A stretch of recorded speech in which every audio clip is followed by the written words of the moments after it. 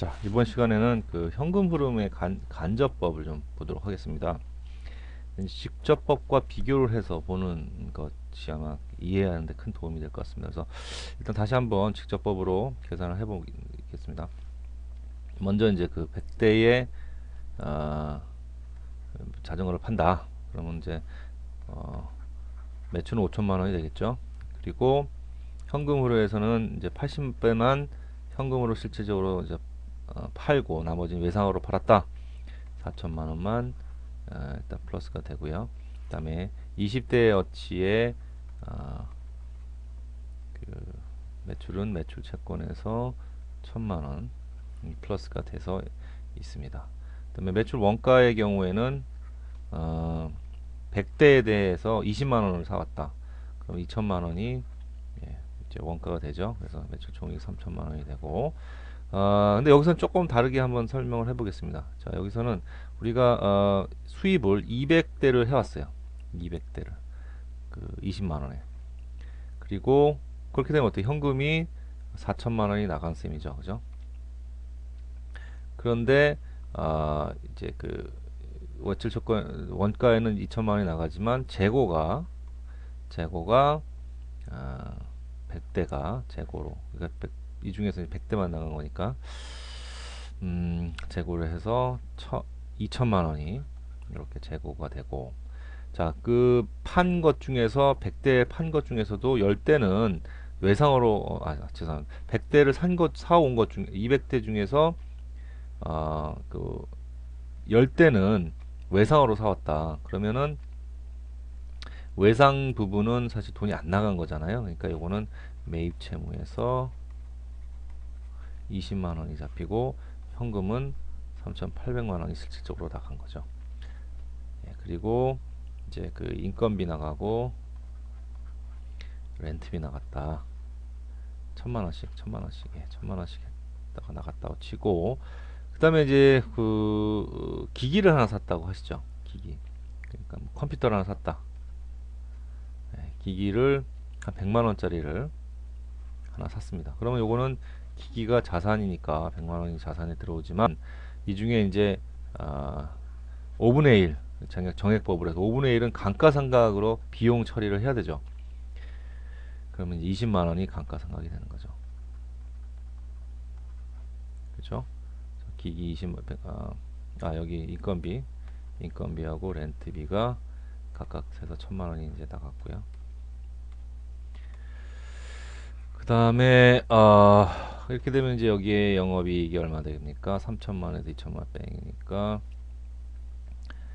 1,000만 원인데 980만 원이 영업이 되겠네요. 영업이익이 980만 원이고, 그리고 이제 여기서 이자 나가고 법인세 나가고, 이자 한 500만 원 나갔다고 치고 법인세 한 100만 원 나갔다 치면은 380만 원이 당기 순손익이 되겠습니다. 당순이가 되겠습니다. 자, 그리고 현금 흐름에서는 이제 그 이자가 또 법인세가 해서 600만 원이 이제 마이너스가 또 됐죠. 그럼 여기는 실질적으로 4천만 원이 들어왔는데 3,800만 원이 나갔으니까 200만 원만 플러스가 된 상황에서 마이너스가 얼마? 3천만 원에다가 3,600만 원인가요? 3천에서 죄송합니다. 100만 원이죠, 이건. 2,700만 원이 마이너스가 됐습니다. 그래서 플러스 아까 200에다가 2,700이니까 현금의 마이너스는 2,500만 원이 마이너스가 됐습니다. 현금이 마이너스가 됐다는 얘기는 현금이 X에서 2천만 원만큼이 2,500만 원이 줄었다는 얘기죠. 그죠? 예를 들어서 현금이 원래 한 1억 있었다. 그러면 지금은 이제 7,500만 남아 있는 상황이죠. 또는 현금이 0이다 그랬을 때는 부채가 2,500만큼 늘은 거죠. 부채나 아니면 증자가. 예. 이렇게 해서 요 부채와 증자에 대해서는 이제 재무 활동이라고 하고요. 이런 거를 한번 이제 그 간접법으로 한번 보도록 하겠습니다. 자, 간접법을 잠깐 보면 일단 그 당기 순이익을 가지고 옵니다. 그래서 당순이를 맨 위에다 놓고 시작을 합니다. 거꾸로 가는 거죠. 예, 이 거꾸로 올라갑니다. 자, 그러면 여기다가 이제 뭘 더해주느냐? 감가상각. 그러니까 그 현금을 수반하지 않는 비용들을 더해줍니다. 감가상각이 가장 대표적인 거죠. 감가상각이 20만 원. 그리고 그 다음에가 이제 운전자본들을 더해줍니다. 운전자본이라고 하면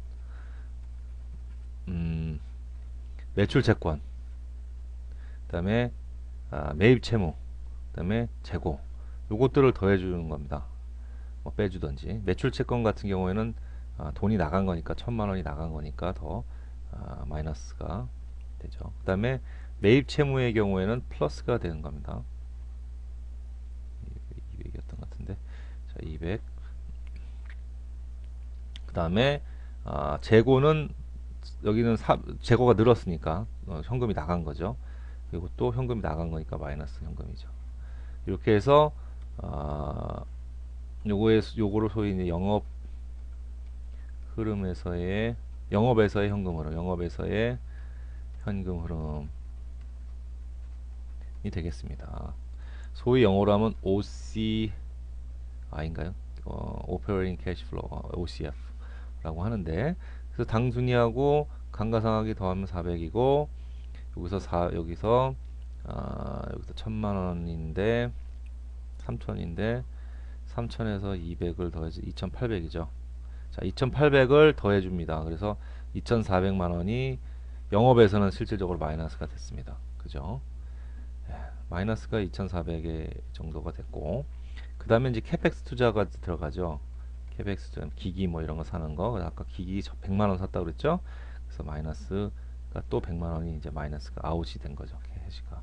그래서 여기 이제 요거를 투자 활동, 요걸 캐펙스 투자를 투자 활동에서의 현금 흐름. 그래서 100만 원이 나간 거죠. 그래서 실질적으로 2,500만 원이 잉여 현금, 소위 얘기하는 프리 캐시 플로우가 된 겁니다. 그리고 요 2,500만 원에 대한 거가 마이너스든 플러스든, 이게 만약에 이제 플러스면 현금이 플러스가 되겠죠. 이만큼이 플러스가 되겠죠. 여기 들어가서.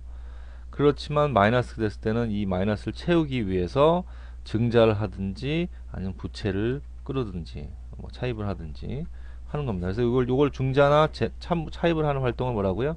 재무 활동에서의 현금 흐름이라고 하죠. 그래서 그 해에 우리가 재무 활동으로 해서 뭐 더 많이, 이거는 이제 2,500은 기본적으로 하고, 돈이 우리 넉넉하게 현금을 좀 가져가자 그러면 뭐 1억을 할 수도 있고요. 1억을 더 빌릴 수도 있고요. 뭐 이런 식으로 해서 마지막에 만약에 1억을 갖다가 더 빌렸으면 플러스 7,500이라는 현금이 플러스가 돼서 현금에 이제 가서 더해질 수가 있죠. 여기서는 이제 기본적으로 요거만 커버를 한다고 해서 재무활동에서는 마이너스 플러스 2,500을 해서 일단은 필요한 현금을 메꾸는 뭐 이런 효과가 됐다. 자, 이게 중요합니다. 이게 잉여 현금, 잉여 현금을 계산해내는 거. 왜? 이게 바로 기업의 가치를 결정하는 프리 캐시플로우이기 때문입니다. 그죠? 단기 순액에서 현금을 수반하지 않은 비용을 더해주고 거기다가 운전자본을 빼주고, 운전자본의 증가 부분을 빼주고, 그 다음에 거기서 캐펙스를 또 빼주면 그게 바로 잉여현금이 되겠습니다. 운전자본이라는 거는 기본적으로 영업에 필요한 어떤 물품들을 사오는 그런 것. 일단 기본적으로 영업하려면 물건이 있어야 되니까요. 그런 것들을 이제 얘기를 하는 겁니다.